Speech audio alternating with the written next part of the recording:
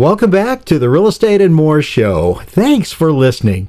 Today and often, home buyers ask questions about various aspects of buy transactions, so I thought I would say a few words interspersed with great testimonial from people that have to talk about their brides and their beauties and their sweethearts. This is Valentine's Day, so keep that in mind. I'd like to say welcome back. And with me, I have Mr. Jerry Stadler. He's the owner of Remax Accord, and he has a story to tell. Mind you, I just have to tell you, he's got one ready and waiting for you. Jerry, how did you meet your sweetheart? Okay. Thanks, Michael. It was a pleasure being back here. I have an interesting story, and I will have to tell you right up front, of all the stories that I have in my life, this is my favorite. I've probably had to tell it and wanted to tell it 1,000 times. So here you go. I moved to the Danville area in 1960. I came from the Valley as a senior in high school. I am very outgoing. I wanted to have a lot of friends, so I joined the football team. I did a lot of things to get me into the groove with the new people that I had now met and were becoming my new friends. One day, when I came out of a class, practically the first probably week in school, I was walking down the hallway, and coming in the opposite direction was this young lady. And I could not take my eyes off of her. She was the most beautiful girl I had ever seen. And I followed her. She walked past me, never even looked at me, never gave me a nod. And I turned around to a couple of my buddies and I said, "Who is that? And will you introduce me to her?" And that turned into an introduction in front of the band meeting. I can still remember they were doing a little stint out there. She was a majorette, and they were doing a little stint out there. And she came right up to me, aided with one of her friends, and that's how we first met. That blossomed into a young teenage romance that I was so enthralled with. I couldn't believe that I would have been so fortunate to have this young lady that liked me and wanted to be in my life. We had one problem. That was her mother. Now, her mother didn't like me, and I have no idea why. I don't either. What's not to like, right? But it really deteriorated the relationships, where she wouldn't let her go out at night, wouldn't let her go to dances. And so our relationship soured at that point in time, just simply because of that aggravation from Mom. So I graduated. She was a junior. I worked for about 6 months to a year and got tired of that, joined the Navy, became a equipment operator for the construction battalion, Seabees, and had a 4-year career with them. Came back, and I met a girl that when I was working at another job, a girl was working there. I met her, I liked her, and we were together quite a while, and we got married.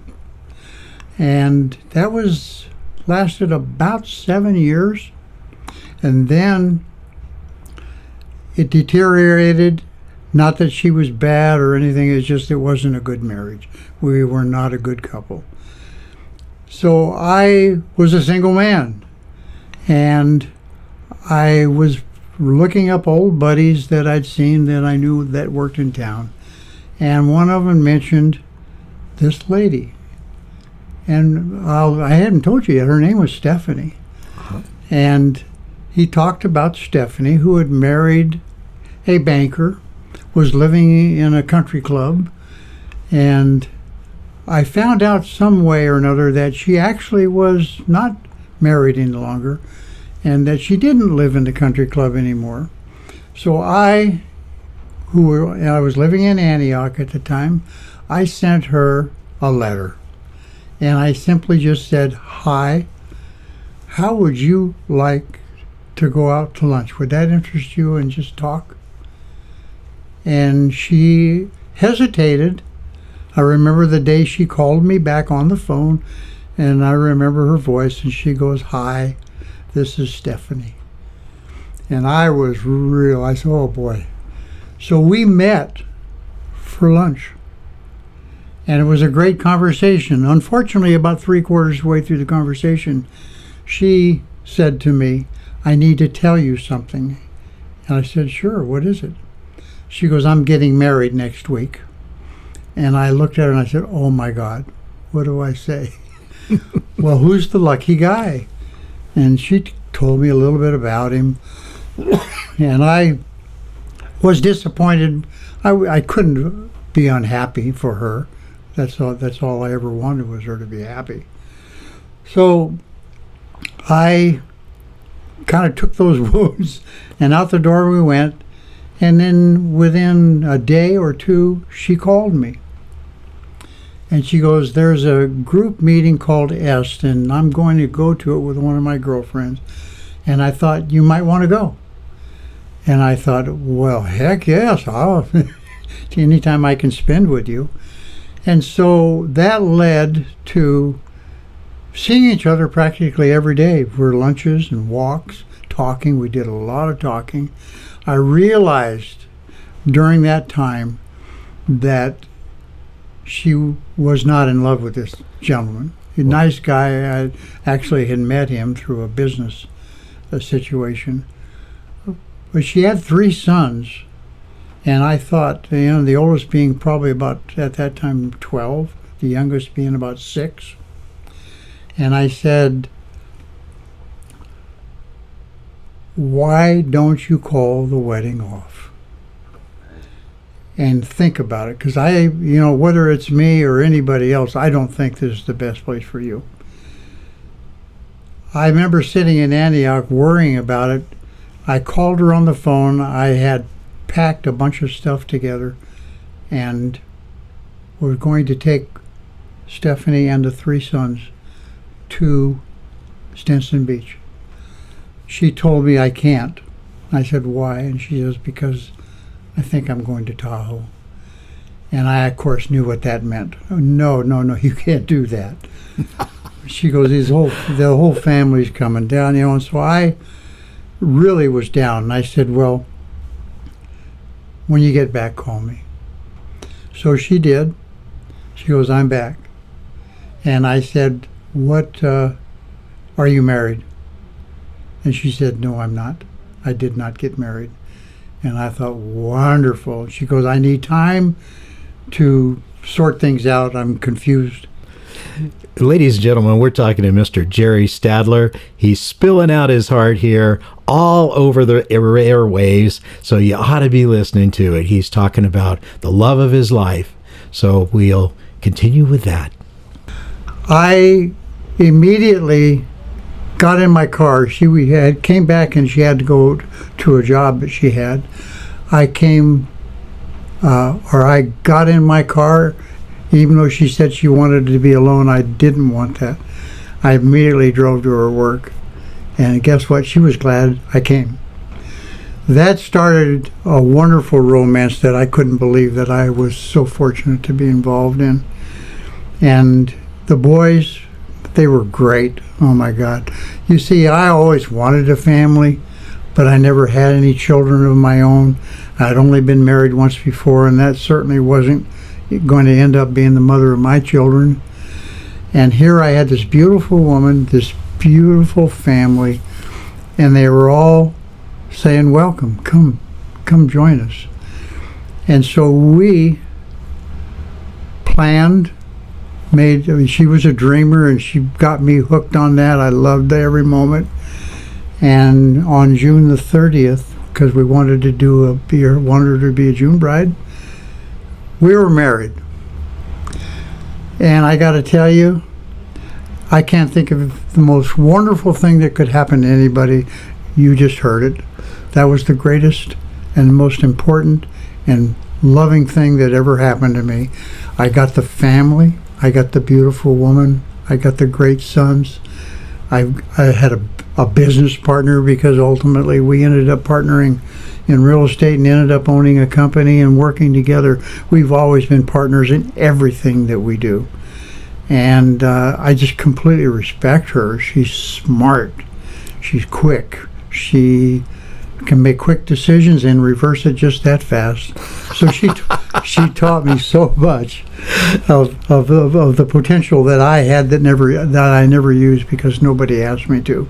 Wow. And that's a great story. I mean, I can tell that story over and over. It's a wonderful story. Valentine and a Valentine, I think, is one way we could put it. It reminds me a little bit of letters that we discovered after my mother passed away, between my father, who was Army Air Corps pilot in the World War II, and when they were just starting out being married, and before that even dated, same kind of thing. They grew up together from the time they were very, very young. And those letters that came, I wouldn't say they were, rated at the end of the alphabet, but there was a lot of love and a lot of sharing there. And to hear a story like that on Valentine's Day, Mr. Sadler, I'd like to really thank you for taking the time and doing that with us. You're welcome. My pleasure. Outstanding job. Sure appreciate it. Thank you. Great time. Love telling that story. We're going to take a short break. We'll be right back. Welcome to the Real Estate Minute with RE/MAX expert Michael Hatfield. Michael, why choose an experienced agent? Complex issues arise in a home buy or sell. Your agent guides you through issues in multiple offer situations, first-time home buyer needs, problems with inspections, financing, and escrow. Experienced agents sort and then solve problems. Do agents work differently now than in prior years? Buyers used to go to an office, thumb through a book, see pictures, then decide which homes to see. Nowadays, buyers identify properties themselves online, so today's agent can focus on more critical priorities. How do you help clients, Michael? We work with investment properties, multiple offers, first-time home buyers, sellers, 1031 tax exchanges, and relocations. Experience is pivotal. Call 925-322-7775 now to schedule an appointment or complimentary home analysis. Call the Michael Hatfield RE/MAX team at 925-322-7775 or go to michaelhatfieldhomes.com. What does an agent do to get a home sold? Typically, an agent will prepare a comparative market analysis so he knows the home's value, then creates a marketing plan tailored just for your home. With these plans, he promotes the home globally and locally in social media, publications, open houses, all for the purpose of getting your home front and center with prospective buyers. As an agent, how do you get it sold, Michael? We do each and every item in the plan, negotiate vigorously on the client's behalf on inspection, repairs, staging, and importantly, the deal itself. We do everything we can to get the deal done and closed. Call 925-322-7775 now to schedule an appointment or complimentary home analysis. For excellence in real estate, call the Michael Hatfield RE/MAX team at 925-322-7775 or go to michaelhatfieldhomes.com. Now, back to our show.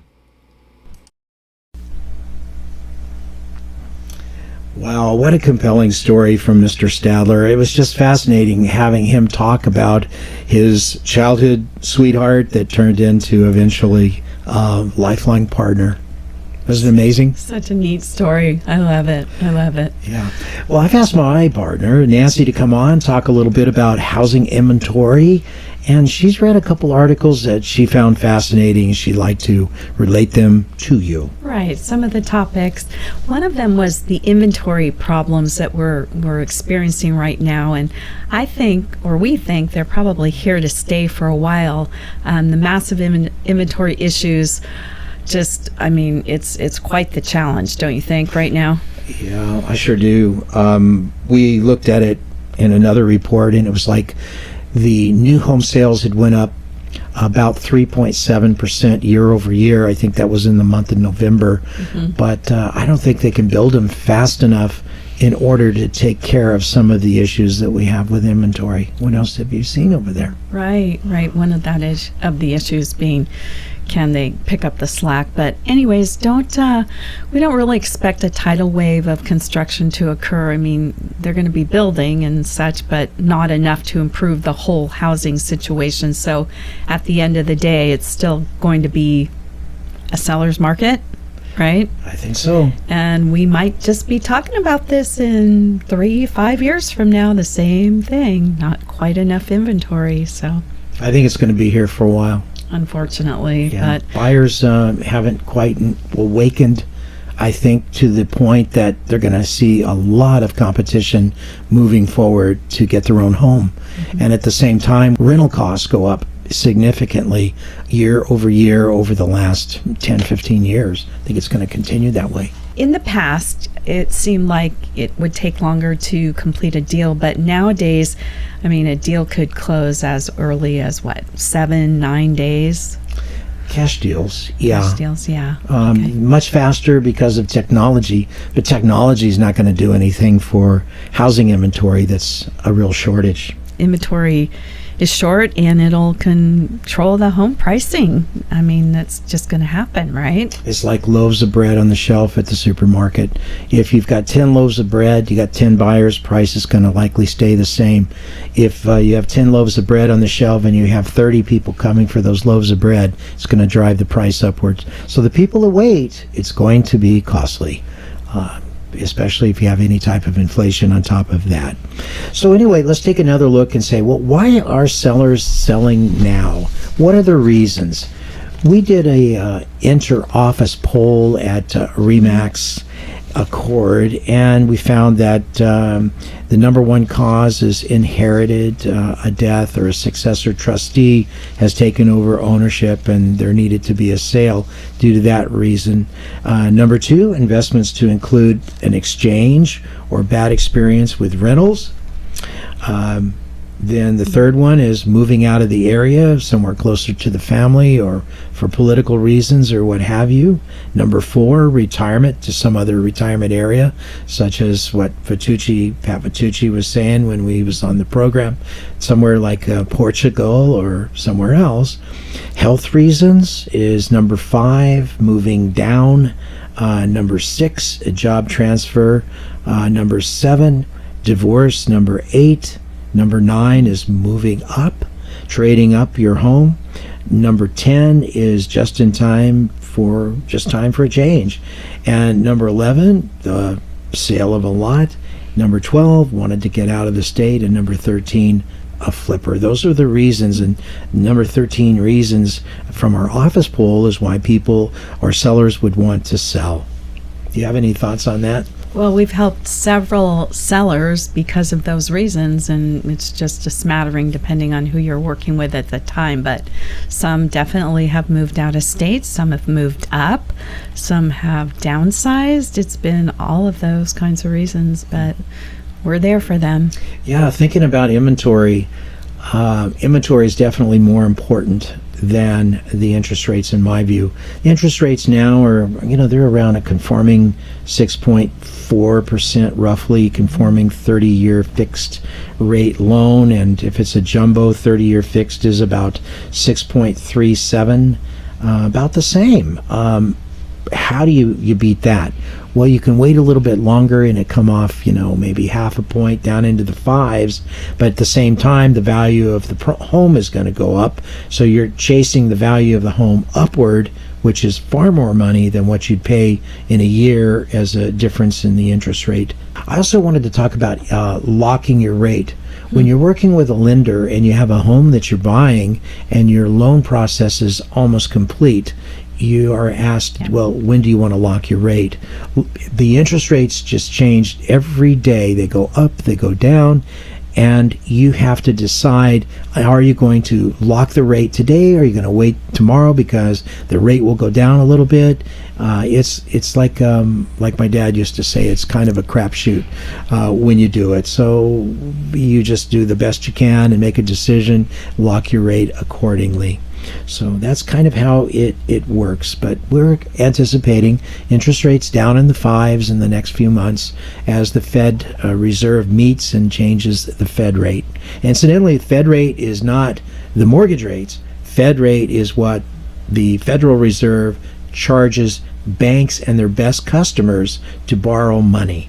And the mortgage rate kind of floats on top of that, up about 3 points above it. or more. So it's associated, but it's not directly the same thing, so to speak. So we might have some of our buyers who stayed on the sidelines a little longer, and they might show back up and decide they're ready to try at it again, and feeling a little more optimistic. So we hope so. I hope so. Sales of new homes finished 2023. They were up 8% in December, and that's 4.2% ahead of 2022, which was the first yearly gain since 2020.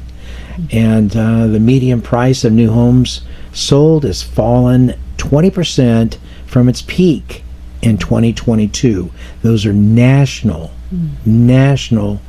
percentages that we're talking about.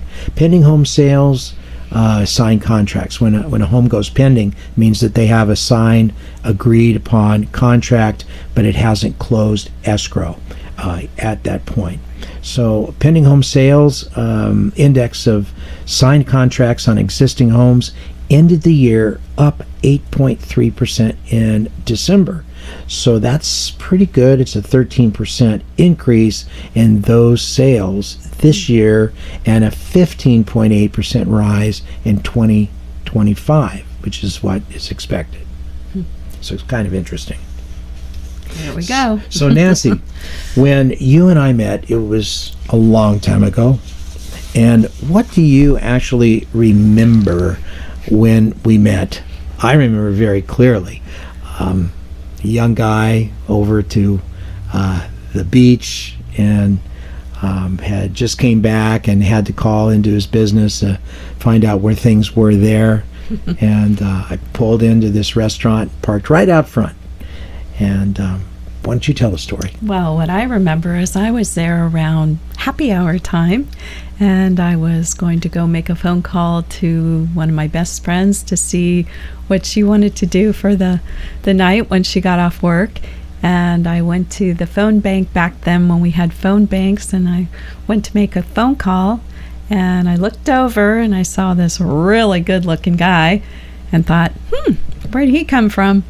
And then the next thing I knew, he was saying something to me, and I looked at him and thought, he's talking to me. What is he saying?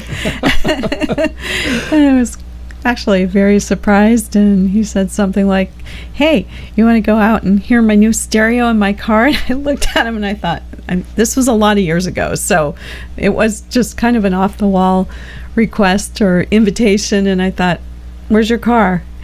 Right outside the restaurant. I said, well, sure.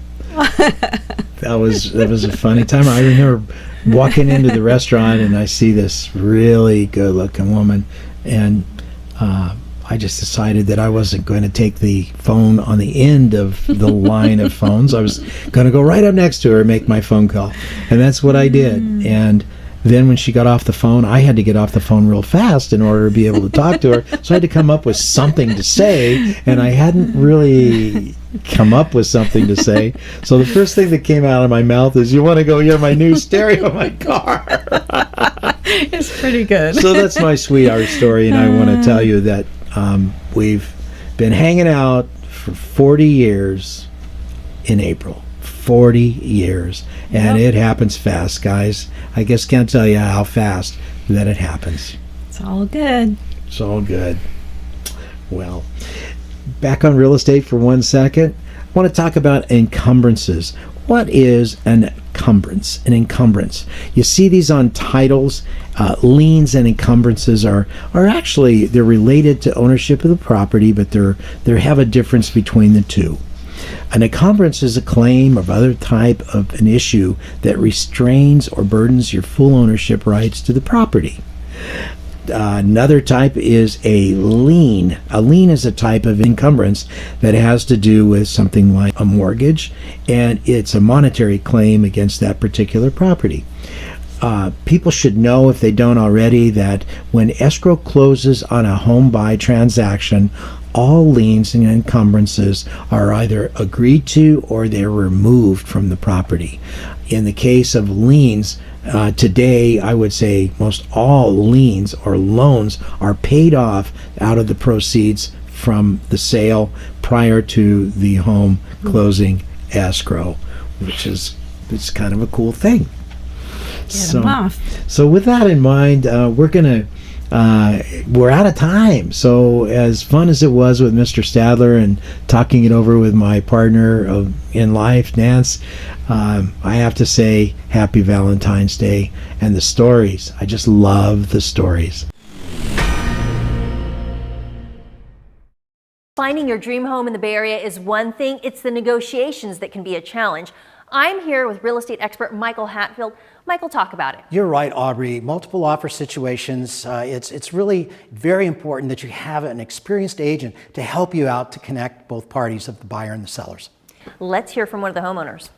Well, we were in the market to buy a house in Pleasanton for a very long time. So we saw this beautiful house. We walk in, we see Michael and Nancy. We just absolutely loved this house. Michael brought in a wealth of knowledge and experience to the whole home buying process. He was very professional, and both Michael and Nancy went way above and beyond to help us and to help us achieve the house of our dreams. You've been listening to Real Estate and More, interesting people like Jerry Stadler, and of course my bride and my partner Nancy. Topics of the day, and of course we do talk about real estate. Listen to on-demand Real Estate and More shows at michaelhatfieldhomes.com/radio. The Real Estate and More show is also podcast on Spotify, Amazon, Apple, iHeart, Pandora, and most major podcast platforms as well. Tune in next week, and until then, have a blessed week.